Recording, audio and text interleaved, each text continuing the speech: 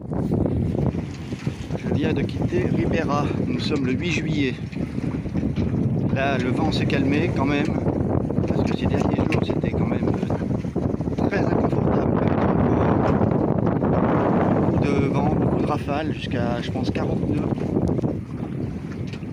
C'était assez terrible. Et là il fait beau, le vent est toujours nordé mais plutôt très modéré.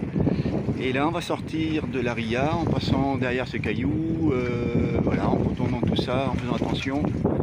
Et on va commencer la progression vers le nord, qui ne s'annonce pas extraordinaire puisque le vent est établi au nord-est et il faut que j'aille au nord-est. Enfin bon, on verra. Voilà, pour l'instant on est grand voile et genoux à plein et on marche à 5 nœuds. Voilà, nous sommes sortis de la ria d'Aroussa et on s'est rempli les fesses parce que dis donc, il y a des cailloux quand même, ils sont pas loin. Mais bon, ça s'est bien passé, à la voile, et maintenant eh bien, le vent est tombé, donc on est grand voile et moteur, on fait route vers le nord. Je ne suis pas tout seul à remonter apparemment. Ici derrière c'est Corubedo, où on avait passé une nuit au mouillage, un petit village sympathique, un mouillage aussi sympathique parfois. Et puis après ce sera la ria de Muros, et pour un peu plus au nord là-bas le Cap Finistère. Voilà, voilà. Là nous arrivons, Corubedo est là-bas derrière, on voit les toits des maisons. Et là on arrive au cap qui marque l'entrée de la ria de Muros. Cap Finistère, vue de l'Est. Bon alors je vais m'arrêter à nouveau ici pour une nuit au mouillage. C'est plus une mer, c'est un lac. Il n'y a plus un pet de vent. Voilà une petite vue du mouillage à Fisterra, ou à côté.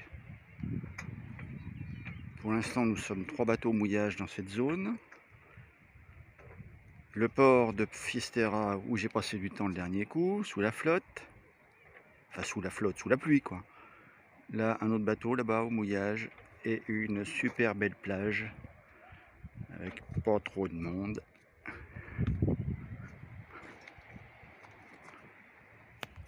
Et il fait super beau.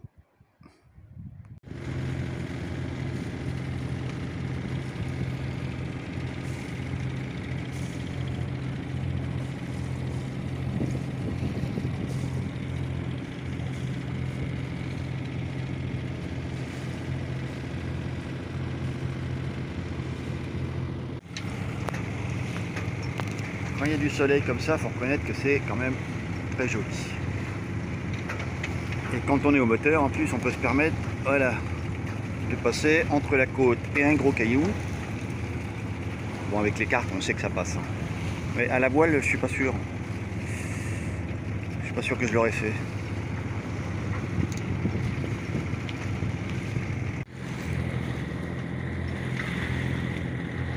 Toujours au moteur et grand voile. Pas de vent, mais de la houle par contre, qui fait un peu gigoter le bateau. Et là, on arrive, on va contourner Muxia, escale qu'on avait faite à l'aller, et je vais aller à Camariñas, en fait, qui est de l'autre côté de la baie. Et je suis pas seul, hein. On essaie la transhumance. Tous les bouliers remontent, grand voile les moteurs.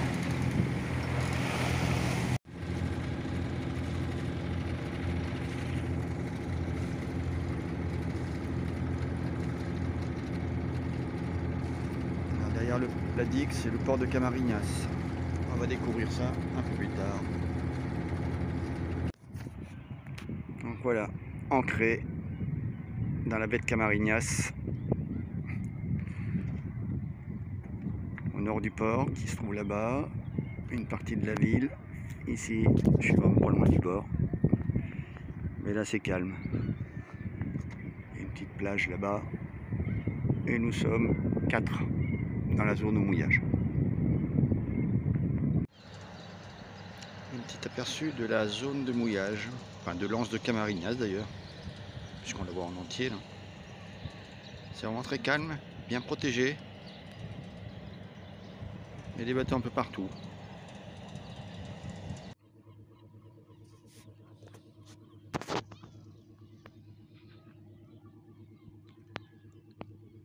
Topaz qui est juste là. Il n'y a pas un bateau dans le même sens que l'autre. C'est bizarre, on n'est pas dans le même sens qu'eux.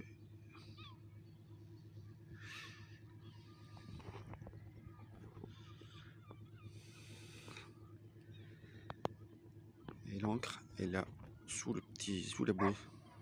Très étrange.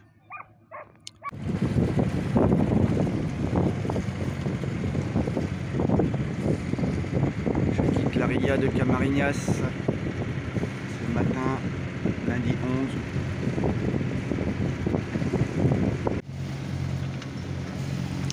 Îles Sisargas.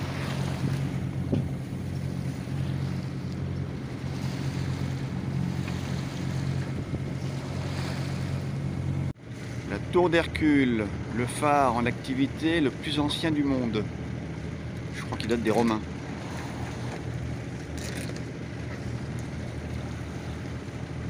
Là, on le voit un petit peu mieux que les deux dernières fois que je suis passé à côté en bateau. Et donc derrière, la ville c'est la Corogne. Et moi je vais continuer un petit peu là-bas pour aller dans la ria de Betanzos et plus précisément à Arès. Alors voilà, on est de l'autre côté de la ria de la Corogne là.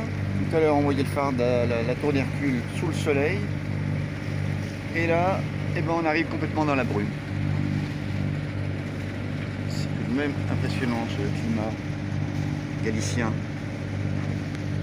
Alors super, je rentre dans la ria de Betanzos à 2000-2000 de l'arrivée et on n'y voit plus rien.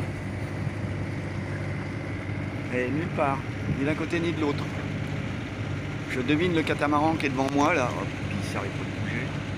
Mais alors, chaud patate.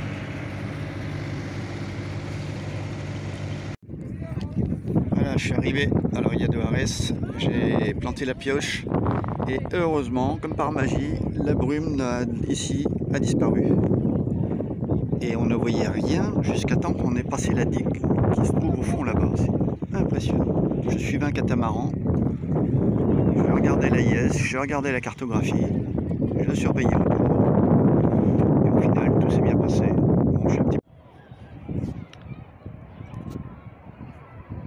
Toujours à Arès. Mais qu'est-ce qu'ils sont bruyants.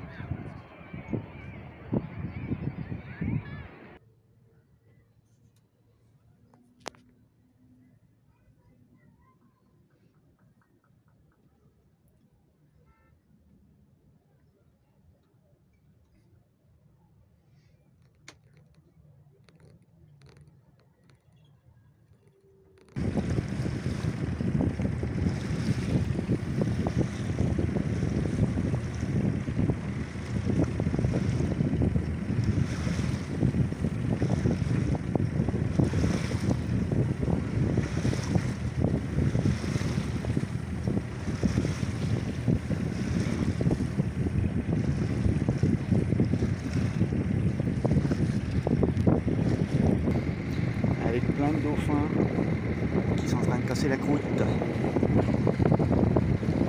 là là là là, c'est pas des petits.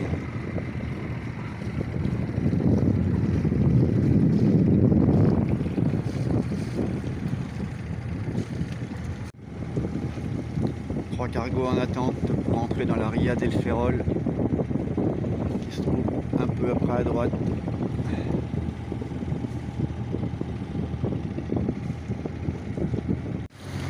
Contournons le cap Prior.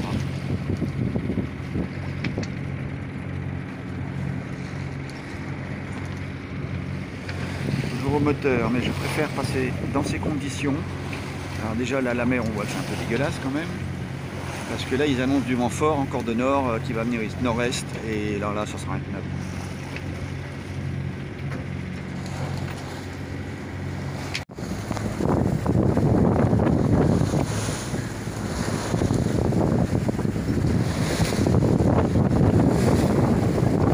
Dans la brume.